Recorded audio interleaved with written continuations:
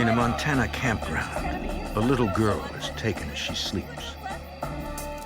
Recalling a similar crime, investigators fear a killer is back. Desperate to find the girl alive, they face grim clues, false leads, and a cunning suspect.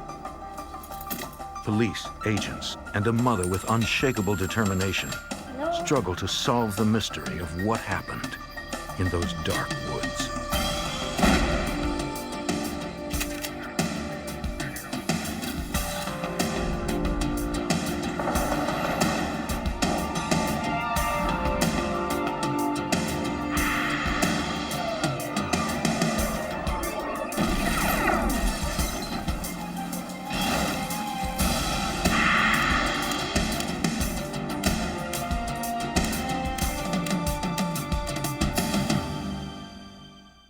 While camping with her family in Montana, a 7-year-old girl was abducted from her tent.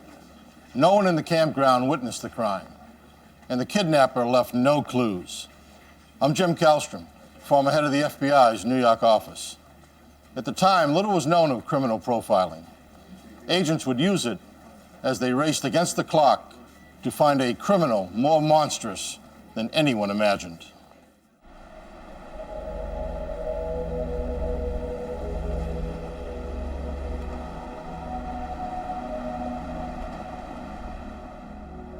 Southwestern Montana, a land of epic mountain ranges and vast prairies.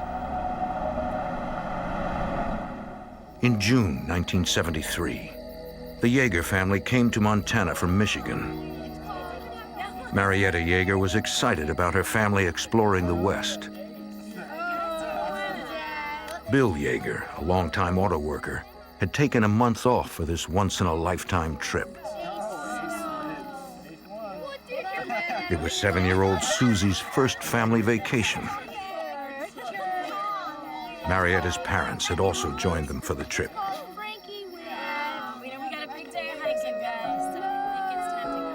On Sunday, June 24th, they prepared to spend their last night in Montana's Headwaters State Park.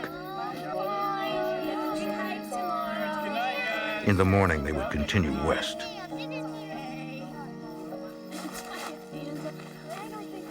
The eldest boy slept in the van, while the 4 young ones had their own tent. All right, tuck yourselves in good, guys. Like every night, Susie wouldn't go to sleep without a goodnight hug and kiss. Sleep fast. Night, night.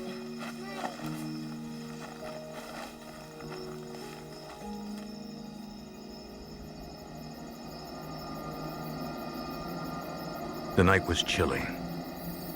Still, the Yeager children slept peacefully.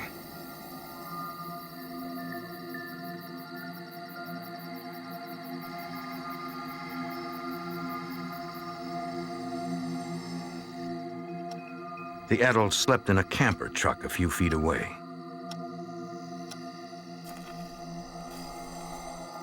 But not everyone in the campground was asleep.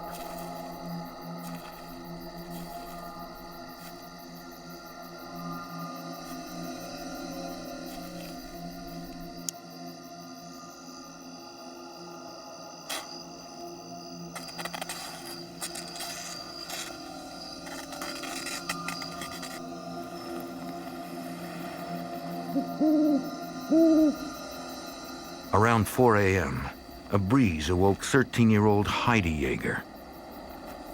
She noticed a hole in the tent. Then she noticed Susie wasn't there. Confused and scared, she rushed to tell her parents. Marietta Yeager tried to understand what her daughter was saying. I just thought that she must be just somewhere around. She's around, she had to go to the bathroom,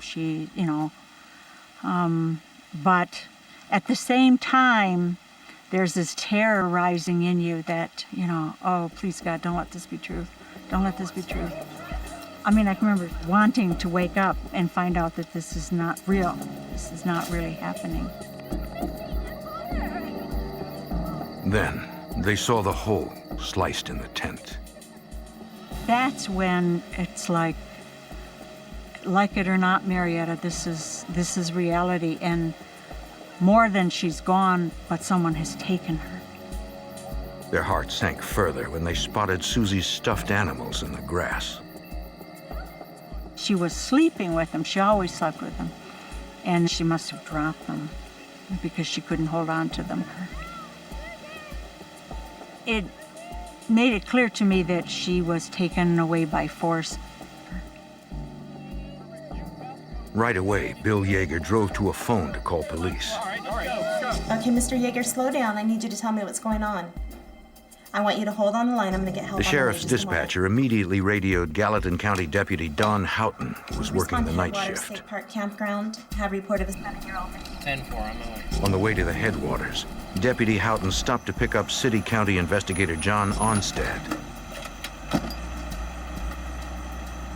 Violent crime was rare in the area, so at first, investigator Onstad thought it a false alarm.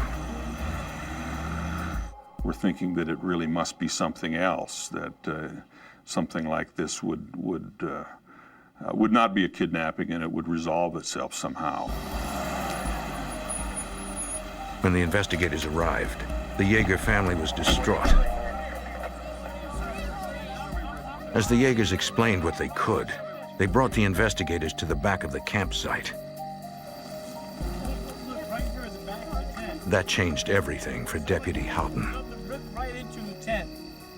And that's when we saw the tent, and that the tent had been slit, and that kind of picked things up a little bit. It was a little eerie. Footprints from the family were scattered around the tent in the damp grass. But investigator Onstad could see one set with a clear direction. I could see the tracks in the dew coming to and from the area where the tent was, going back to a parking area, and the parking area had no vehicles in it.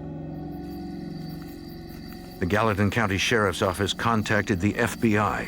1022, Haugen here. Special Agent Pete Dunbar took the call at the Bozeman Field Office. Special Agent Dunbar. The FBI often joins kidnapping investigations because of the possibility of interstate travel. In any abduction, time is critical, as the chance of finding a victim alive diminishes with each passing hour. What is it? I'll tell you on the way. Dunbar and Special Agent William Terry left for the campground immediately. By the time the agents arrived, local deputies had started a search for Susie and had begun interviewing the other campers. The only clues so far were the footprints and the gash in the tent. But that was enough to convince Special Agent Dunbar what happened. No question there was a kidnapping. In some cases you don't know, some types it's a parental type of thing, but in this instance, absolutely no question but there was a kidnapping of a child. The search quickly became one of the largest in Montana history. We had helicopters, we used the National Guard flying, we had boats, we had all-terrain vehicles, we had riders out identifying areas of abandoned buildings, old mine sites, anywhere where a person might be located. They began at the Yeager campsite, then expanded in widening circles. During the search, a few veteran deputies recalled a similar investigation in the same campground 5 years earlier. That crime was discovered May 5th, 1968, when during a troop outing, a Boy Scout tried to wake up his tent mate. The 12-year-old had been stabbed and beaten during the night. The scout's lung had been punctured, and he suffered severe head trauma. He died the following day. That case remained unsolved. Many of those searching for Susie couldn't help but wonder if that killer was back.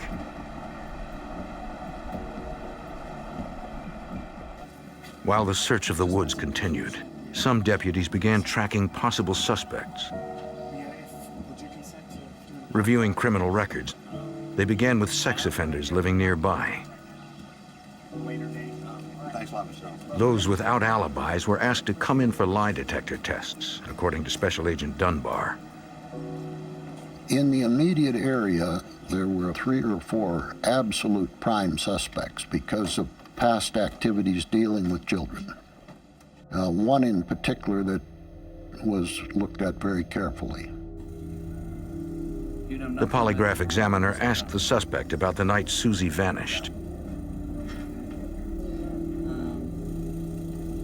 Though their use is controversial, polygraphs monitor changes in heart rate, respiration, and perspiration that most people exhibit when they tell a lie.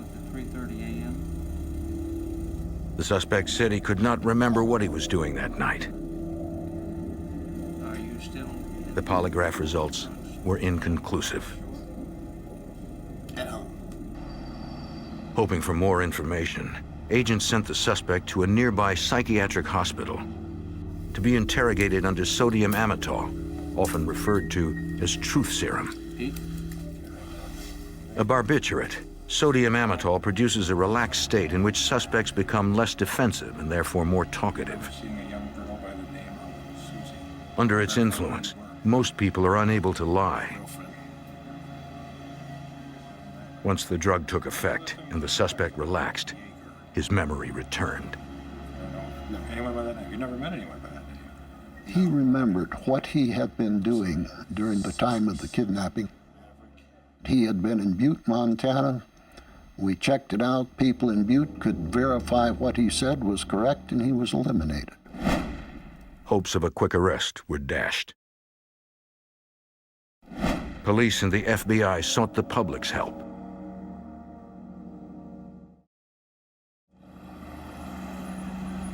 Hundreds of alarmed citizens throughout Montana called in tips. Deputies followed up on each one. One caller urged authorities to interview his 25-year-old neighbor in Manhattan, Montana, describing him as odd. The deputies knew the man, a local contractor. Nothing appeared suspicious, however. And like others in the community, he said he would do what he could to help.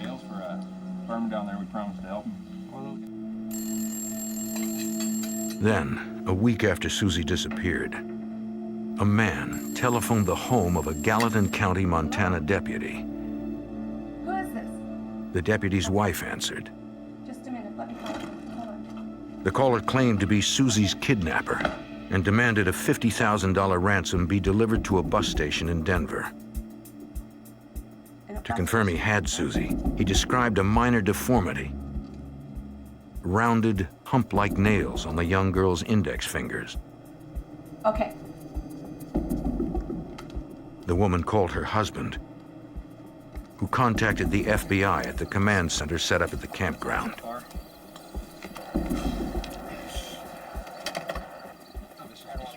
Special Agent Dunbar told the Yeagers about the ransom call.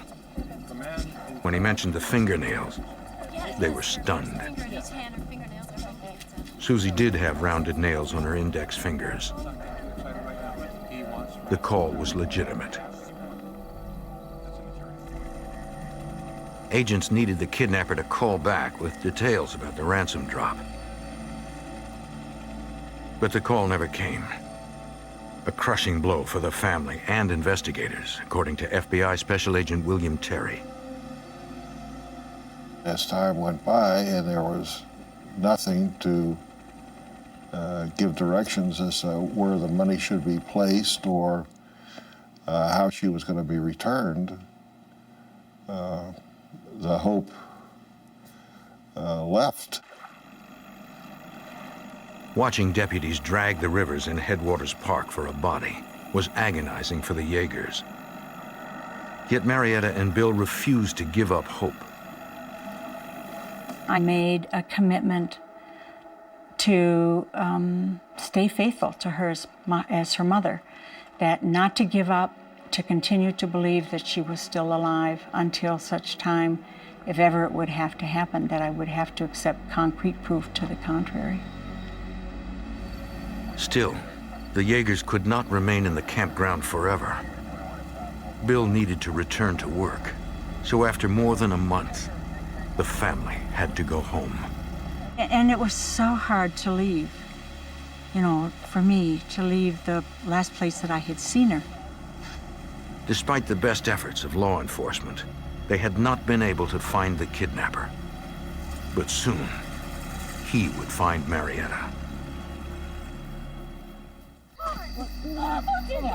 In June 1973, 7-year-old Susie Yeager was abducted from her tent in Headwaters State Park, Montana. Although the family had to return to Michigan, the FBI assured Susie's parents, Bill and Marietta Yeager, that they would not give up on the case. Now, as soon as we got to Detroit, the FBI agents were waiting for us. And so I felt I could trust them. I felt that they were competent and they were willing to keep me informed. And for me, that was very important. I needed to know everything that was going on. Though investigators thought Susie had likely been murdered, the Yeagers still hoped she was alive and that the kidnapper would make contact again. The FBI arranged for the phone company to trace any calls from the kidnapper and asked the Yeagers to place a recording device on their telephone. I think the kids and I should be able to handle that. Doesn't seem too technical. The family and their friends worked diligently to make certain nobody forgot about Susie. They established the Susie Yeager Reward Fund and printed 10,000 posters, which they mailed to every sheriff's office in Montana and the surrounding states, asking for them to be posted locally. Months passed. Still, the family continued to hope the kidnapper would call. It just sort of became my task to be there on the phone. And only one time did I leave in the beginning, and that was to pick up a son, one of my kids, at a class from which he was supposed to have gotten a ride home, but that didn't show. And so I was out of the house 10 minutes, and the kidnapper called.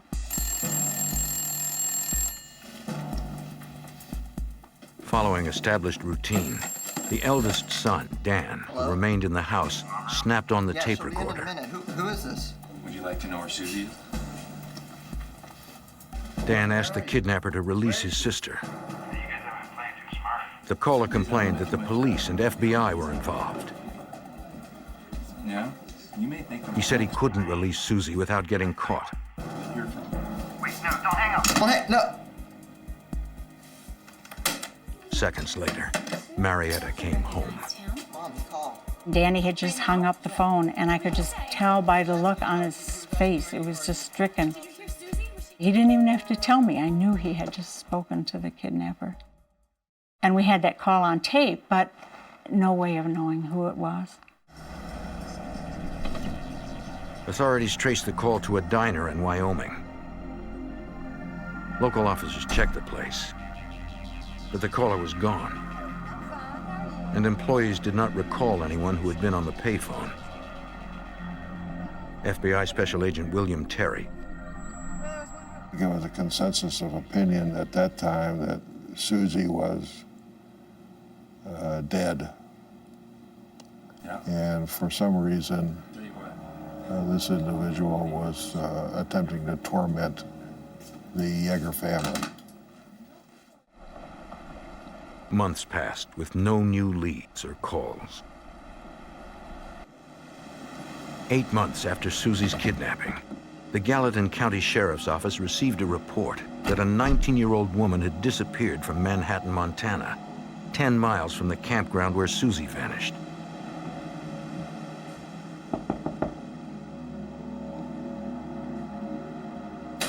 Her mother was worried and told the deputies what she knew.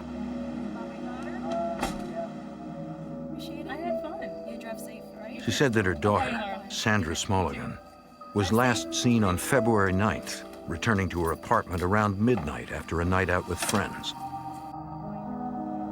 Her mother said Sandra's car was gone, and no one had heard from her in days.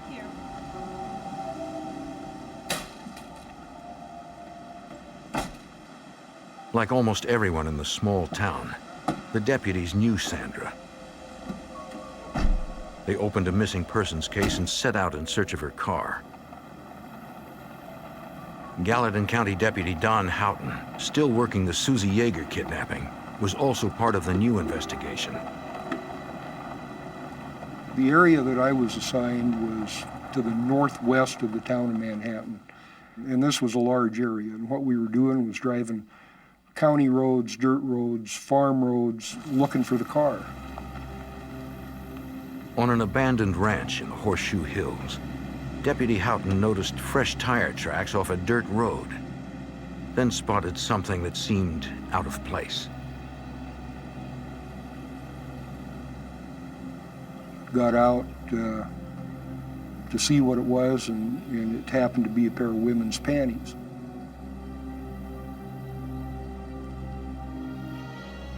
Houghton wanted to check out the barn nearby.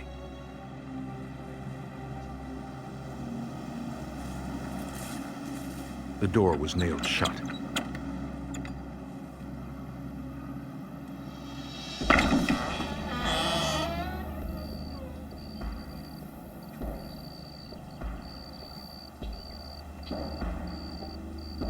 Inside, a tarp and other debris covered a car. The license plate had been removed. But in the small community, most people knew their neighbors' vehicles. Deputy Houghton recognized the car. It was Sandra Smolligan's. There was no trace of the young woman. Needed 1013 on a white Ford. Houghton called in the find. WP 521.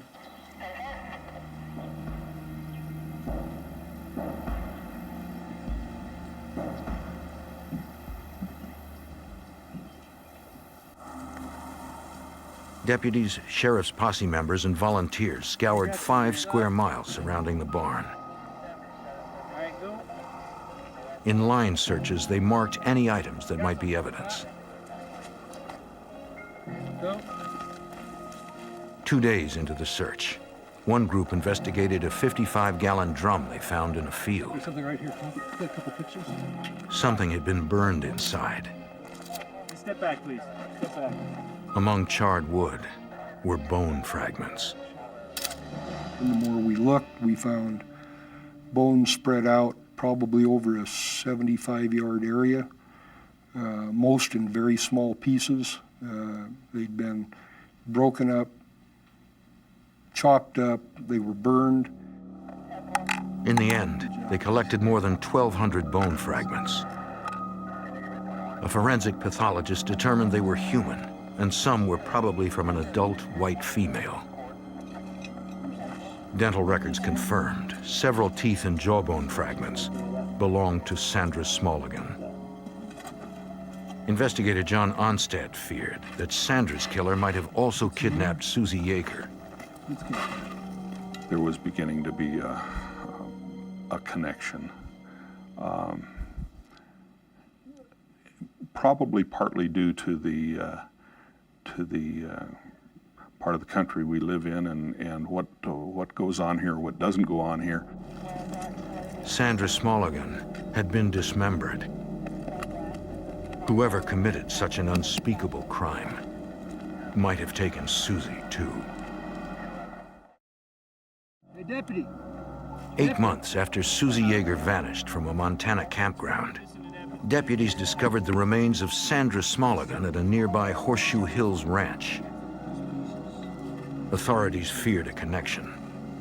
There you go. The investigators working the 2 cases frequently ate lunch together. One resident often joined them, always asking about the cases. David Masterson was an ex-Marine and a well-known local contractor. Some townspeople considered him strange.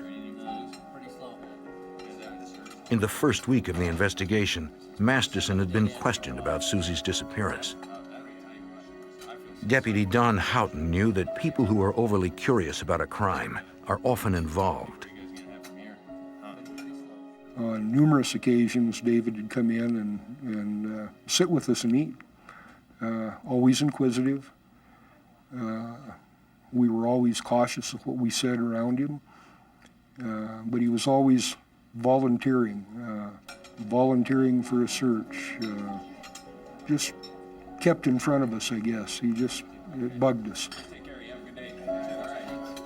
FBI Special Agent Pete Dunbar realized Masterson was familiar with the area where Sandra's body was found.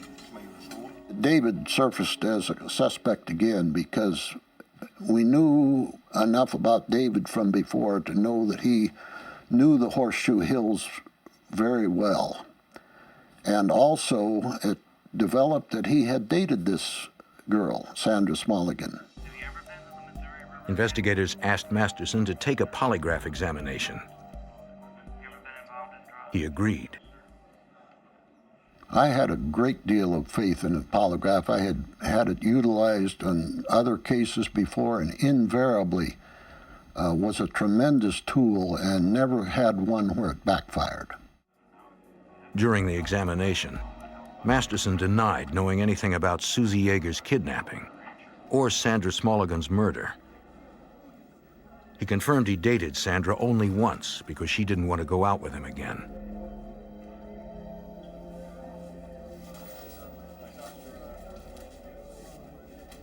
The polygraph examiner detected no sign of deception. As they had with other suspects in the Susie Yeager case, agents asked him to submit to questioning under sodium amytal. You know Susie Yeager? I do. I mean, I've heard about her. At the psychiatric hospital under the barbiturate's influence, Masterson calmly answered every question. He said everything then that he told me in my interview before we did sodium amytal. He didn't deviate one iota. As far as my interview is concerned, there was no difference whether he had it or did not have it. Put the investigation back to where we had nothing. We just ran out of everything. Couldn't have been more discouraged. We didn't know where to go. We had run out of suspects. In the spring of 1974, the stalled case gathered new momentum after Dunbar met Special Agent Patrick Mullaney, who worked in the emerging field of criminal profiling. Believing he could help, Mullaney asked for the files in the Yeager case. Give us all the interviews you've conducted. Give us all of the results of the investigations you've conducted. And we sat down for days going over all of those interviews, especially what kind of investigation that they were conducting, and we came back with an idea. To the profilers, the nature of the crime, including surveillance and a stealthy abduction, suggested the kidnapper had military training. He must have had the physical strength to carry and keep quiet a 55-pound girl who might be struggling. The profilers believe the perpetrator was a loner, possibly a schizophrenic, who has trouble with the opposite sex. One suspect jumped out again, David Masterson. When we came up with David Masterson as our most likely suspect, we met a whole lot of opposition from the local police department, as well as the FBI agent. And the reason for the opposition was very reasonable. It was simply that he had been a suspect early on, and they had asked of him to take certain truth tests, and David had passed both of them. But a schizophrenic can disassociate from reality to such a degree, he might be able to lie without exhibiting any stress, thus beating the tests. The profilers also made a prediction that the kidnapper would telephone Marietta Yeager on the anniversary of the abduction. We felt that this was such an intimate killer that he had become personally involved in the killing and in the victim and the victim's life and in the victim's family's life, that he would much celebrate this event like a normal person would celebrate an anniversary. To flush the kidnapper out, Marietta Yeager granted an interview to an Associated Press reporter. She said her religious faith allowed her to feel sorry for the kidnapper and that she would like to talk to him to find out why he did it. On the night of June 24th, 1974, 1 year after Susie vanished, Marietta went to bed, knowing that although she needed it, she would not rest.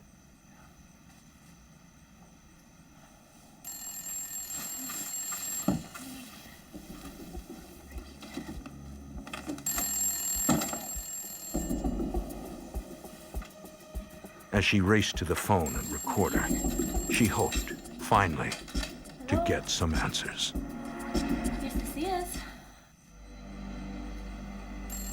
Exactly 1 year after Susie Yeager vanished from a Montana campground, a man telephoned Susie's mother, Marietta. Hello? The first thing he said was, "Is this Susie's mom?" And I mean, then I knew for certain who it was.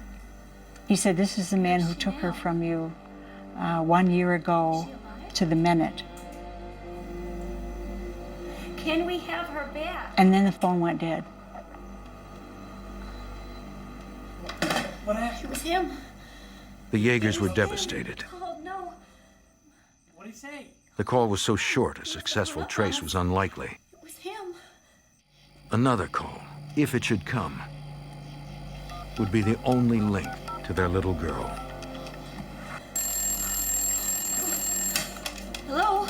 I was so relieved. I was so relieved.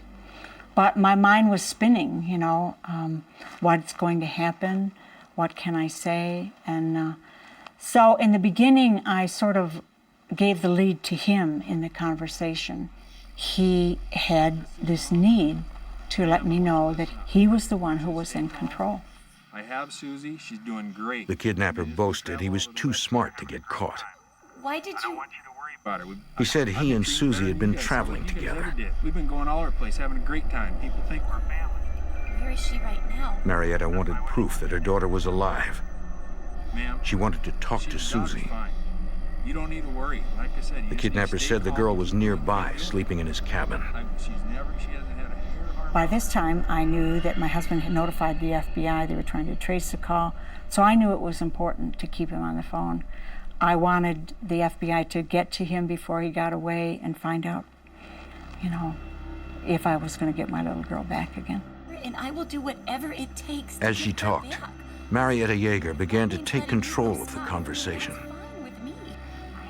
She said she had been Don't praying pray for him. me. Don't pray for me at all. She said she felt sorry for him. Is she really still alive? Her strength and compassion wore the caller down, according to FBI profiler Patrick Mullaney. Taking care of her. To be able to contain herself over an hour with the person that she viewed as having her child was beyond belief. The caller initially starting with the typical psychopathic challenge, "I am the one that kidnapped your child 1 year ago to the minute, this day." To turn him from that point where he's really sticking it to her to where at the end of the hour, that caller could not hang up the phone. And when he ultimately did hang up the phone, he was sobbing, crying. I just came up with anything I could. Agents responded to the Yeager home, hoping the call would finally lead them to the kidnapper. At the time, long-distance calls passed through a series of relay stations. You gotta keep me informed. Telephone personnel traced the call as far as Sarasota, Florida. But a system failure there prevented further tracing. Agents had to tell the Yeagers it didn't work. Seems to be a problem with the trace. Let me know. All I could think of was that he had said Susie was asleep in his cabin and we'd lost the chance to find her.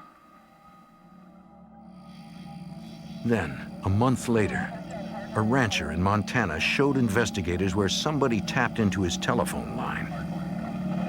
His phone bill showed a call to the Yeagers in Michigan that he hadn't made. Under the lines, he had noticed fresh tire tracks that did not match his truck tires.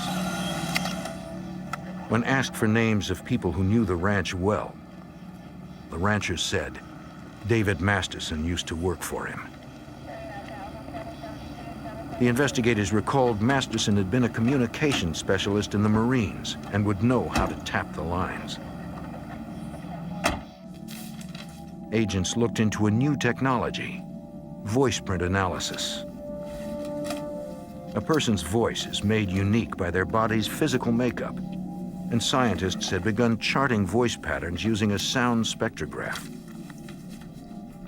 The voice print experts compared the anniversary call recording to a recording of an interview with Masterson. They reported a match. How you guys doing today? Investigators confronted Masterson with the voice print analysis. Stop by and say hello, see how you're doing. I want you to take a look at this. They explained the results indicated he had very likely made the anniversary call to the Yeagers. Masterson told Special Agent Pete Dunbar he was unimpressed. And he said, "Oh, shoot, you know, I've got relatives whose voices sound just exactly like mine." So we asked who they were. To begin with, I want Investigators put together a voice lineup consisting of Masterson and the relatives he named. Ready? From the ranch where the anniversary call was made, they telephoned the Yeagers.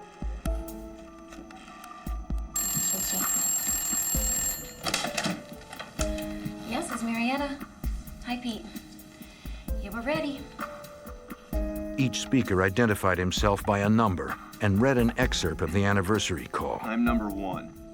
Is this Susie's mom? We went to Lakeside Park in the Southern California Zoo.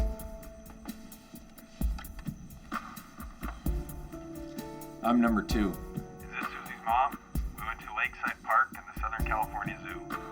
As soon as I heard the second one, I knew that that was the voice that I had heard. You know, that was indelibly etched in my memory. I would not forget that voice. It was more circumstantial evidence, but still nothing concrete. Yes. Hello, Mrs. Yeager. Investigators wanted a confession. Yes. We came up with the notion that the only thing that would bring him off target and motivate him to do something that might betray himself ultimately was to put him into a direct confrontation with Marietta Yeager. We requested Marietta Yeager fly all the way back out into the Bozeman area, an area which had nothing but dark memories.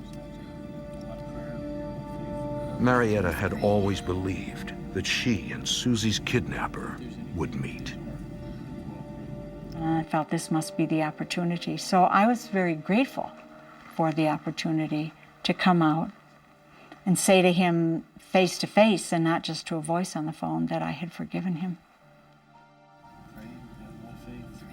She's an extremely strong person, very different from any victim's mother that I know.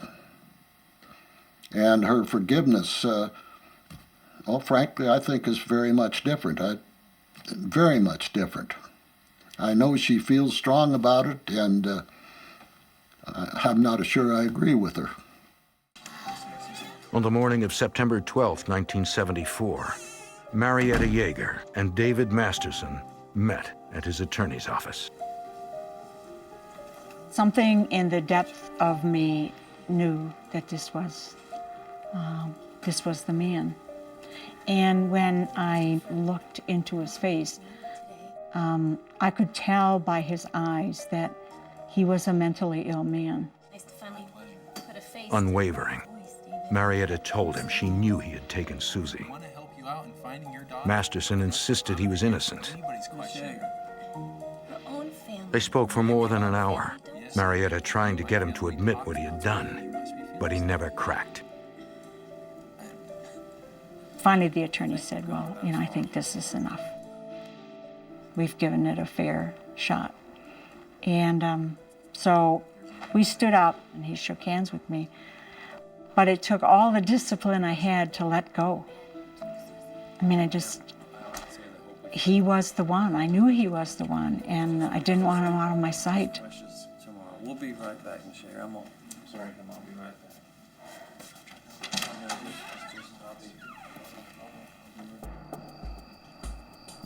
To keep the pressure on Masterson, Gallatin County deputies put him under 24-hour surveillance. They made no effort to hide the fact that they were watching. The surveillance seemed to amuse him. But on September 24th, the suspect slipped away, according to Deputy Don Houghton. The team of officers that watched him go into his house, but he didn't come out the following morning.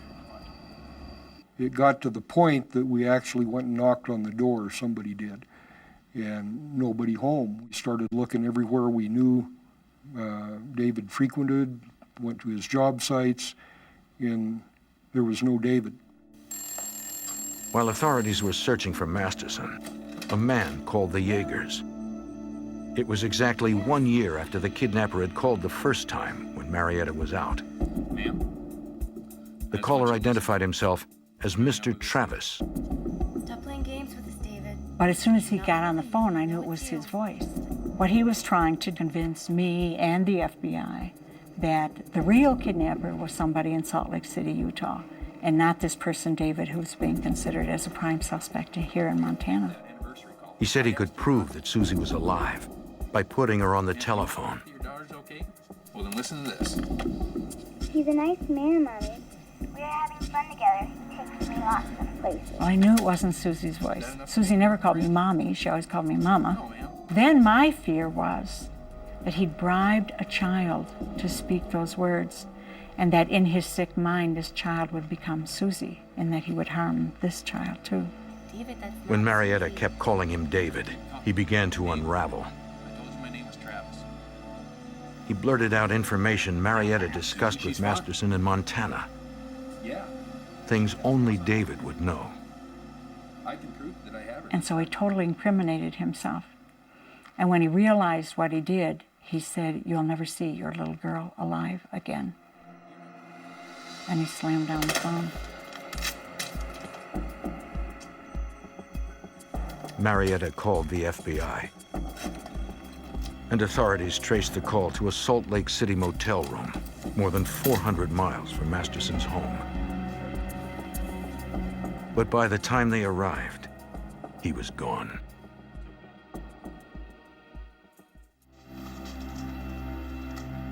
After David Masterson eluded surveillance, investigators believed he called Marietta Yeager. He's a nice Marietta man, heard a Mommy. young girl's voice, Fun together. but she knew it wasn't Susie. Susie. I know my daughter's voice. Gallatin County Prosecutor Thomas Olson, who had been hoping for more evidence before an arrest, feared Masterson was more dangerous than ever. I was in a state of panic. I immediately assumed he had taken another child. And we knew he had to act. We couldn't wait any longer. When Masterson came back into town, they decided to make the arrest and hoped to find more evidence against him later. He offered no resistance. He had already hired one of the area's top attorneys. Among his personal effects, they discovered stationery from the Salt Lake City motel where the latest call originated, with the name Travis written on it. Authorities executed a search warrant created with the help of FBI profilers, according to Deputy Don Houghton.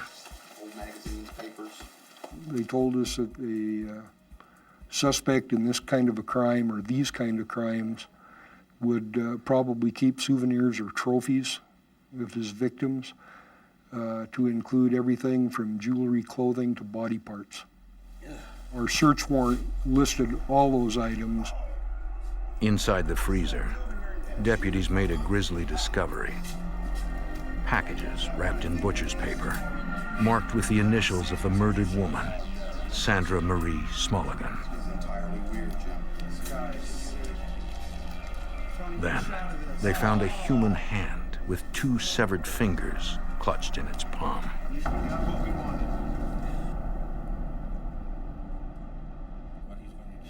They discussed the evidence with Masterson's attorney, who announced his client had a shocking confession. The attorney says that David's going to admit to 4 murders, and that hit me like a sledgehammer.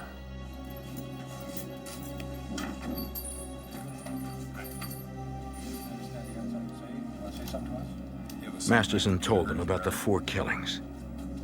They began in 1967. He was a high school senior when he committed the first one. A fellow student had picked a fight with him. One day he spotted the student's brother fishing with a friend. He killed the student's brother for revenge. Help!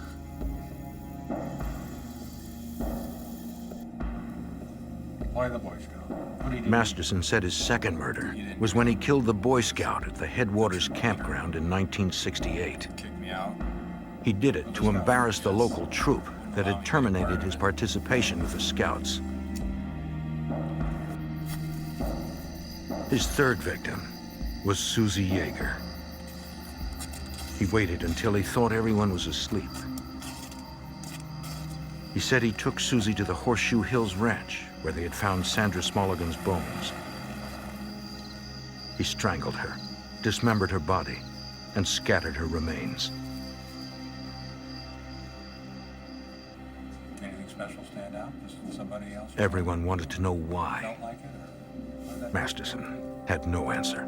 he's just upset. He also confessed to killing Sandra Smulligan.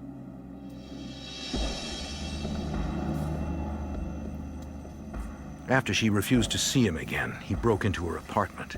Sandra, I want you to keep your mouth shut. Listen to me. Keep your mouth shut. Don't move. You'll be all right. His plan was to abduct her.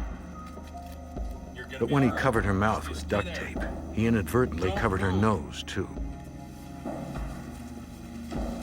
If you don't move, it'll all be over here. As he packed her clothes, Sandra Smulligan suffocated. Sandra.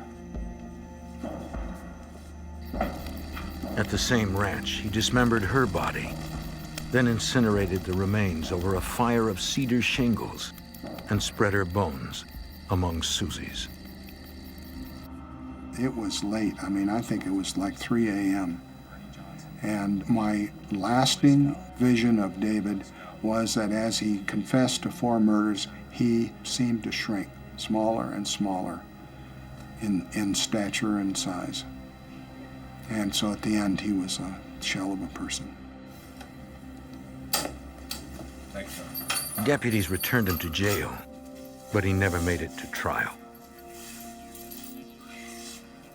Although prosecutors told them they would not seek the death penalty, David Masterson hanged himself with a towel hours after he confessed.